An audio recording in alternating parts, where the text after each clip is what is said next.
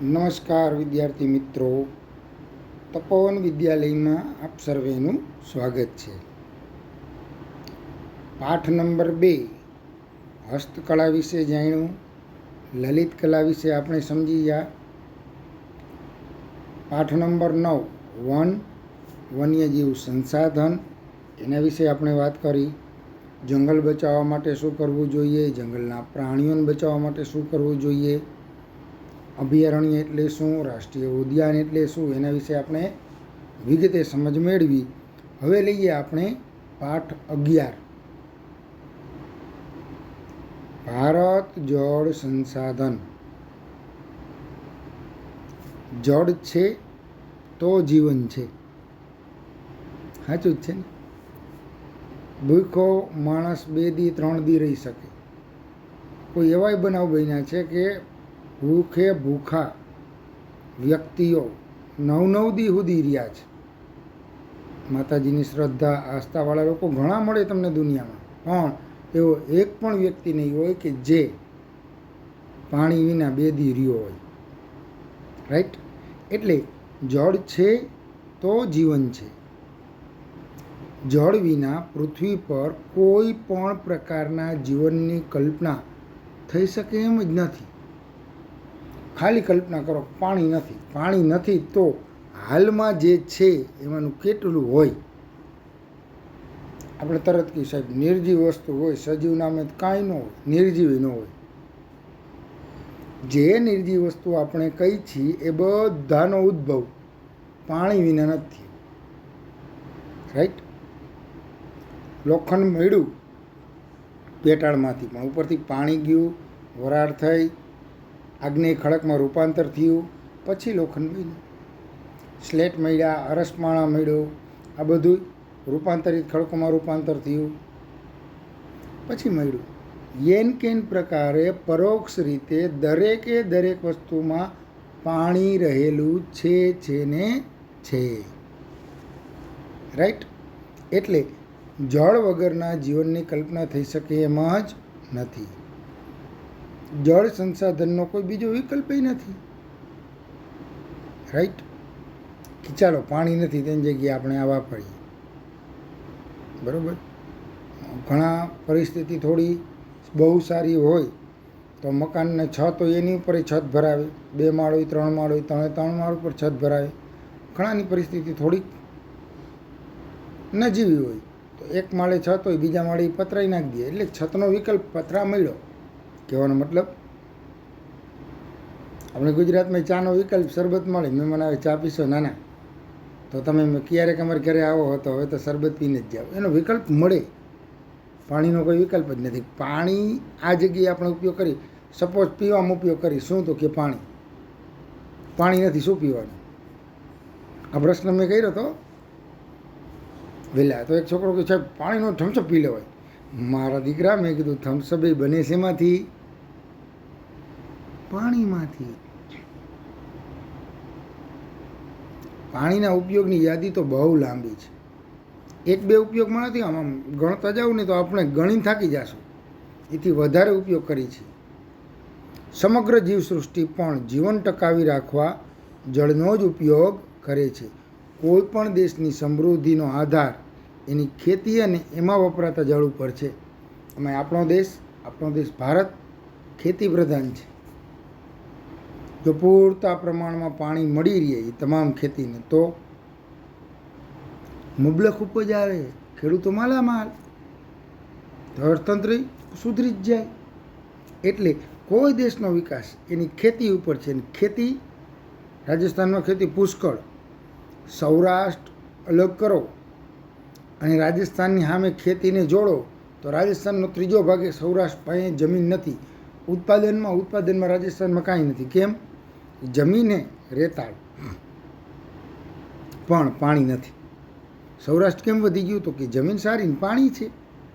એટલે જે ખેતી થાય છે એમાં કેટલું પાણી વપરાય છે એની ઉપર જે તે દેશનો વિકાસ રહેલો છે. એમાં જળની વધારેમાં વધારે જરૂરિયાત તો કે પીવાના પાણીમાં અને ઘરેલું કાર્યોમાં. ઘરના વાસણ, પોતા એમાંય પાણી જોઈએ. અને પીવામાં જોઈએ. વધતી જતી વસ્તી અને વિકાસ કાર્યોમાં જે ઝડપે જથ્થામાં જળ વપરાય છે તે રીતે જળની અછત સર્જાતી જાય છે. કારણ કે જેમ જેમ વસ્તી વધશે ને એમ પાણીની માંગ તો વધવાની 100%, કારણ કે જીવન જરૂરિયાત છે. 3 વસ્તુ: અર્થતંત્રના નિયમ પ્રમાણે, અર્થશાસ્ત્રના નિયમ પ્રમાણે રોટી, કપડાં અને મકાન હોવું જોઈએ, અને કુદરતી નિયમ પ્રમાણે પાણી, ખોરાક અને હવા. આ 3 વસ્તુ મળે ને તો માણસ ટકી જાય. બીજું બધું રાચ રચીલું કદાચ ન મળે તો કાંઈ નહીં. આદિમાનવ જીવતો ક્યાં આપણી જેમ જીવતો, પાણી પીતો ને ફળ ફૂલ ખાતો, પછી ધીમે ધીમે ગુફા ગોતીને ગુફામાં રહેવા માંડ્યો. હવા, ખોરાક ને પાણી. તો જેમ વસ્તી વધશે ને બાળકો, તેમ તેમ પાણીની માંગ વધતી જશે. એની હારે હારે વિકાસ કાર્યોમાં જે પાણી આપણે નાખી છીએ અને જે ઝડપે જેટલા જથ્થામાં આપણે પાણી વાપરીએ છીએ, જો આમણમ વાપરતા રહી તો અછત તો છે, પણ મહાકટોકટી આવશે પાણી વિશે. યાદ રાખજો. કારણ કે એ બાબતને ધ્યાનમાં રાખીને જળનો વિવેકપૂર્વક ઉપયોગ ખૂબ જ જરૂરી છે. એટલે વિવેક ઉપયોગ કરે એવી રીતે કરાય, ખોટું નથી. વિવેકપૂર્વક એટલે સમજદારીપૂર્વક, કે જેટલું જરૂર છે એટલું જ વાપરવું. ઘણી એડવર્ટાઈઝ એમ નથી આવતા, નળ ચાલુ રાખ્યો બ્રશ મંડાણા હોય, નળ નીચે એમ પડ્યા રાખતો ગેંડીમાં, પાણી આયલા જ રાખે. એ બ્રશ ભાઈનું 15 મિનિટે પૂરું થાય, 15 મિનિટ સુધી નળ ચાલુ હોય. પ્રાથમિકમાં તો એવું એક ચિત્ર છે, પછી એક નાની ઢીંગલી આવીને બંધ કરી દે નળ. એડવર્ટાઈઝ બનાવી. જળ એ મર્યાદિત સંસાધન છે. એના સ્થાને કોઈ પણ સંસાધન ઉપયોગમાં લઈ શકાય એમ નથી. અગાઉ જ કીધું, જે છે ને જળ એ મર્યાદિત છે. અનિયમિત, અનિશ્ચિત વરસાદ આવે, ક્યાં કેટલો કંઈ પેળે કંઈ નક્કી નહીં તો ચાલો ચેક ડેમ ને તળાવ ને બહુહેતુક યોજના કઈ રીતે ભરી લે આપણે, પણ એ આપણા હાથમાં નથી. એ અગાઉના પાઠમાં ભણી ગયા, પર્યાવરણ દૂષિત કેમ થાય.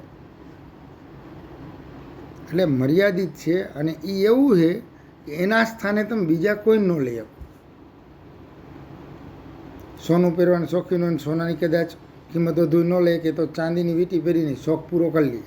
આમાં પાણી જ નથી. હાલો, ખેતરમાં પાવું શું, પીવું શું, ઘરની સફાઈ કરવામાં શું વાપરવું, કાંઈ નહીં. પાણી સિવાય કાંઈ નહીં. એટલે પર્યાવરણ જીવંત છે તો તે જળ સંસાધનને જ કારણે. આભાર માનવો જોઈએ આપણે અત્યારે કુદરતનો, આપણે જેને માનતા હોય એનો, કે હે કુદરત, તું વરસાદ વરસાવશ ને ત્યારે અમે જીવી શકીએ છીએ.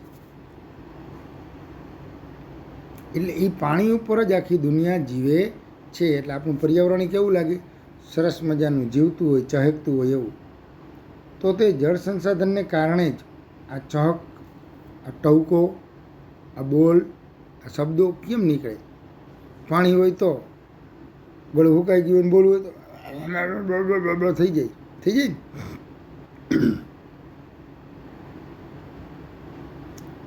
એટલે જળ એ જીવનનું અભિન્ન અંગ છે, જુદું કરી શકાય નહીં. આ એક અભિન્ન અંગ જ છે ને આપણી આંગળી, અહીંથી નોખી કરી તો પછી જે કામ પહેલાં થતું તેવું ન થાય.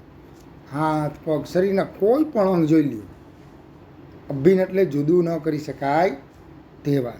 તો જળ પણ આપણા જીવનનો એક એવો ભાગ છે કે જે જુદો કરી શકાતો નથી. સમયાંતરે એની માંગ આપણા શરીરમાંથી આવતી જ રહે છે. ચાલો આગળ. જળ સ્ત્રોતો. જળ સ્ત્રોતોના મુખ્ય 3 પ્રકાર: વૃષ્ટિજળ, પૃષ્ઠીય જળ, ભૂમિગત જળ. યાદ રાખજો, પૂછાય એવું આ 2 માર્કમાં. વૃષ્ટિજળ, પૃષ્ઠીય જળ અને ભૂમિગત જળ. વૃષ્ટિય જળ, પૃથ્વી પર જળ સંસાધનનો મૂળ સ્ત્રોત વૃષ્ટિ છે, એટલે કે વરસાદ. પૃથ્વી ઉપર કોણ પાણી લઈ આવે તો કે વરસાદ. નદી, સરોવરો, ઝરણા અને કૂવા એ ગૌણ સ્ત્રોત છે. પણ આ નદી, આ સરોવર, ઝરણા, કૂવા આ બધાય ક્યારે ભરાય? વરસાદ પડે તો એટલે આ બધાય વૃષ્ટિને આભારી છે. પૃષ્ઠીય જળ યાદ રાખજો, ખાસ એક એક માર્કમાં પૂછી લઈએ. પૃષ્ઠીય જળ એટલે શું? તો કે પૃથ્વી ઉપર જળ સંસાધનનો મૂળ સ્ત્રોત. આખી પૃથ્વીમાં જળ મળતું હોય તો કોના કારણે? વૃષ્ટિના કારણે. બીજું લઈએ આપણે પૃષ્ઠીય જળ. પૃથ્વીની સપાટી પરનું જળ નદી, તળાવ, સરોવર, સાગર, ઝરણા વગેરે સ્વરૂપે જોવા મળે છે તે પૃષ્ઠીય જળ. પૃષ્ઠીય જળનો મુખ્ય સ્ત્રોત છે નદીઓ.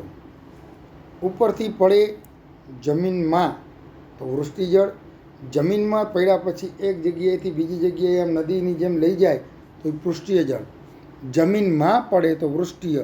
જમીનમાં પડેલા પાણીને સાચવે અથવા તો એક જગ્યાએથી બીજી જગ્યાએ લઈ જાય. આ જે કામ કરે છે ને પૃષ્ઠીય જળના સ્ત્રોત કામ કરે છે. વરસાદ આવે પૃષ્ઠીય જળનું કામ ચાલુ થાય. એટલે જમીન ઉપર રહેલું કે નદી સાથે દોડતું કોઈ પણ પાણી હોય એને કહેવાય પૃષ્ઠીય જળ. ત્રીજું છે ભૂમિગત જળ. એટલે જમીન હોય ને, અહીંયા વરસાદ પડ્યો, અહીંયા તળાવ ભરાઈ ગયું, બાળકો આ તળાવ ભરાઈ ગયું, રાઈટ. અહીંયા જે પાણી તમે અહીંયા ખોદકામ કરીને અહીંયા જે પાણી મળે ને જમીનની નીચેથી બોર કરીને, એ ભૂમિગત જળ. મૂળ જળ સ્ત્રોતોમાં ભૂમિગત જળનું સ્થાન અગત્યનું છે. આટલા જળ સ્ત્રોતો છે ને એમાં. કેમ? પૃષ્ઠીય જળ જે જમીન ઉપર રહેલું પાણી એના અવશોષણથી ભૂમિગત જળ પ્રાપ્ત થાય છે. જમીન ઉપર જે પાણી દોડે છે એને અવશોષણ એટલે ખેંચવું, પોતાની તરફ લાવવું, શોષિત કરવું, શોષણ કરવું. એ શોષણ કરતું જાય. જમીન અહીંયા છે, અહીંથી પાણી શોષણ કરતું જાય, નીચે ભરતા જાય. આ ભૂમિગત જળ. ભૂમિગત જળનો જથ્થો અમર્યાદિત છે. નક્કી ન થાય કે બોર કર્યો, આપણે અહીંયા બોર કર્યો, અહીંયા 50 ફૂટે ધમ પાણી મીઠું આવી ગયું, અહીંયા કરો તો કાંઈ ન હોય. એટલે નક્કી ન કરીએ કે આપણે ભૂમિગત જળ કેટલું છે. પૃષ્ઠીય જળ નક્કી કરીએ કયો બાળકો? કેમ કે જો તળાવ, સરોવરો, ઝરણા, નદી ચોખ્ખું દેખાય.